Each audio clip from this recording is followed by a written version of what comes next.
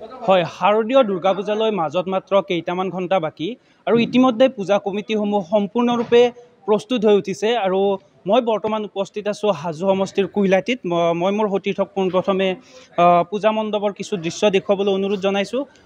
হয়, আজি প্ৰায় 2-3 দিন ধৰি প্ৰতিকূল বতৰকো নেওচি আজি অলপ সকাহ দিছে আৰু আজিৰ এই দিনটোতেই পূজা কমিটিসমূহৰ যিসমূহ কাম আছে কামসমূহ তুংগত হৈ উঠিছে। আৰু মই মোৰ সতীৰ্থক পোনপ্ৰথমে মণ্ডপ তথা বাহিৰৰ কিছু দৃশ্য দেখুৱাবলৈ অনুৰোধ জনাইছোঁ। আৰু পূজাৰ এই পূজাৰ কমিটি আছে, আমি কমিটিৰ লগত আমি কথা পাতিবলৈ চেষ্টা কৰিম, তেখেতসকলৰ ওচৰত যাবলৈ আমি চেষ্টা কৰিম। হয়, আমি কথা পাতিবলৈ চেষ্টা কৰিম। পূজা কমিটিৰ ভিন্নজন আছে। হয় দাদা, পূজাৰ প্ৰস্তুতি কেনেকুৱা? পূজাৰ প্ৰথমতে আপোনালোকৰ চেনেলৰ যোগেৰে আমি সদৌ অসমবাসীলৈ আমাৰ হিয়াভৰা আন্তৰিক শুভেচ্ছা আমি জ্ঞাপন কৰিছোঁ। কুলহাটী ৰাইজৰ উদ্যোগত এইবাৰ আমাৰ 102তম আমাৰ শাৰদীয় দুৰ্গা পূজা অনুষ্ঠিত হৈছে। ইতিমধ্যে আমি দুৰ্গা পূজাৰ লগত সংগতি ৰাখি আমি নৱৰাত্ৰিৰ আয়োজন কৰিছিলোঁ। আজি স্কন্ধমাতা ৰূপত আমাৰ পূজা হৈছে। অলপ আগতে আপোনালোকৰ খন্তেক আগতে আমাৰ এই আৰতি হৈ গ'ল। আৰু এই পূজাৰ লগত সংগতি ৰাখি আমি ধৰক অহাকালি বিল্ব বোধন আছে, পৰহি বৰণ আছে আৰু এনে আনুষাংগিক আমাৰ বৈদিক ধৰ্মমতে আমি যিটো পূজা কৰিব লাগে আমি সেইমতে আমি পূজা কৰিম। আৰু ইয়াৰ লগত আমি সংগতি ৰাখি আমাৰ কুলহাটী ৰাইজৰ এটা গৌৰৱৰ কথা, আমাৰ অভ্যৰ্থনাৰ ক্ষেত্ৰত আমি সদায় কামৰূপ জিলাৰ ভিতৰত আমি আগৰণুৱা হৈ আহিছোঁ। ইতিমধ্যে আমি যোৱাবেলি এটা পুৰস্কাৰো পাইছোঁ চৰকাৰৰ ফালৰ পৰা। CC কেমেৰা বা কিবা তেনেকুৱা ব্যৱস্থা আছে নেকি? এইবিলাক আমি ব্যৱস্থা কৰি আছোঁ, আমাৰ আহি আছে এইবিলাক। আৰু যিহেতু আছে আমাৰ পূজালৈ আৰু মাজত 2টা দিন আছে, আমি CC কেমেৰা এইবিলাক ব্যৱস্থা আমি কৰিম। লাইটিঙৰ ক্ষেত্ৰত কিবা? লাইটিঙৰ ক্ষেত্ৰত আমি আপোনালোকে আহোঁতে হয়তো লক্ষ্যই কৰিছে, লাইটৰ কাম চলি আছে। অহাকাইলৈ গোটেইখিনি পৰিৱেশ আলোকসজ্জাৰে সজ্জিত হৈ উঠিব। আপোনালোক আহিলে ভাল পাব ইয়াত। আৰু এক উৎসৱমুখৰ পৰিৱেশ। এই উৎসৱমুখৰটো হ'ব। দুৰ্গা পূজাৰ লগত আজি আগতে আছিলে দুৰ্গা পূজা আছিলে, আজিকালি দুৰ্গা মহোৎসৱ হৈ পৰিছে। গতিকে এটা উৎসৱ এটা হ'বই। আমি ইয়াৰ লগত সংগতি আমাৰ ঢুলীয়া বেণ্ড পাৰ্টি, আমাৰ যাত্ৰা পাৰ্টি, নাম নাগেৰা নাম আছে, মহিলাৰ নাগেৰা নাম আছে, লক্ষী পূজাত আমাৰ পুৰুষৰ নাগেৰা নাম আছে।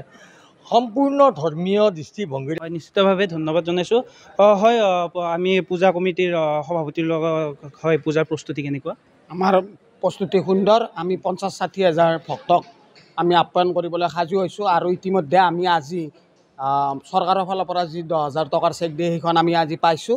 গতিকে এই ক্ষেত্ৰত আমি আৰু অলপ আগুৱাই গৈছোঁ, কিছু হ'লেও আমি সকাহ পাইছোঁ।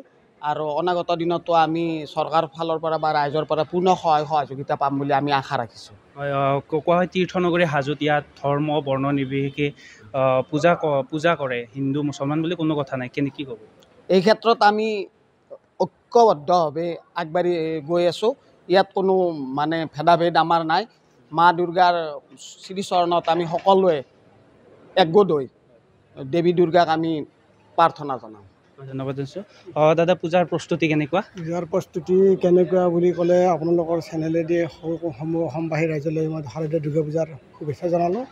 গতিকে আমাৰ এইটো কুলহাটী গাঁৱৰ এইটো 102তম দুৰ্গা পূজা উৎসৱ। আৰু এই পূজা উপলক্ষে আমাৰ মোটামুটি গোটেইখিনি কাম প্ৰস্তুত কৰা গৈছে, এতিয়ালৈকে শেষ হোৱা নাই। গতিকে গোটেইখিনি কাম চলি আছে। আৰু সেইফালৰ পৰা আমাৰ যিখিনি পূজাৰ কৰ্তব্য, যিখিনি আমাৰ সদস্য আছে, পূৰ্ণগতিত বতৰকো নেওচি কামখিনি আগবঢ়াই আছে। ধন্যবাদ জনাইছোঁ। হয়, নিশ্চিতভাৱে ক'ব লাগিব যে যি হাজোৰ কুলহাটী দুৰ্গা পূজা হাজো অঞ্চলৰ এক বৃহৎ পূজা বুলি ক'ব লাগিব। মই মোৰ সতীৰ্থক পোনপ্ৰথমে কিছু ভিতৰৰ মূৰ্তিৰ কিছু দৃশ্য, প্ৰতিমাৰ দৃশ্য দেখুৱাবলৈ অনুৰোধ জনাইছোঁ। ক'ব গ'লে সম্পূৰ্ণৰূপে প্ৰস্তুত হৈ উঠিছে প্ৰতিমাসমূহ। আৰু পূজা কমিটিয়ে লাইটিঙৰ ক্ষেত্ৰত তথা প্ৰশাসনে যি নীতি নিয়ম বান্ধি দিছে সেইসমূহ সম্পূৰ্ণৰূপে হয়, নিশ্চিতভাৱে এই যি পূজা কমিটি আছে, পূজা কমিটি প্ৰশাসনৰ সম্পূৰ্ণ নীতি নিয়মত এই পূজাখন অনুষ্ঠিত কৰা হৈছে। হয়, প্ৰায় 2-3 দিন ধৰি যি বতৰ বেয়া আছিল বা প্ৰতিকূল বতৰ আছিল, আজি বৰ্তমান আজিৰে পৰা বতৰ অকণমান সকাহ দিছে। আৰু এই ক্ষেত্ৰত পূজা কমিটিসমূহে এক বিশেষ আজিৰ পৰা কাম কাজসমূহ বৃদ্ধি পাইছে। আৰু অনাগত সময়ত এই হাজো সমষ্টিৰ এই হাজোৰ কুলহাটীৰ লগতে অন্য পূজাসমূহৰ সমগ্ৰ দৃশ্য দেখুৱাবলৈ আমি চেষ্টা কৰিম। হয়,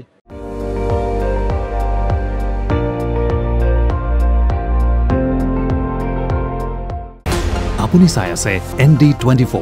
সৰ্বশ্ৰেষ্ঠ নহয় সৰ্বোত্তমৰ দৌৰ।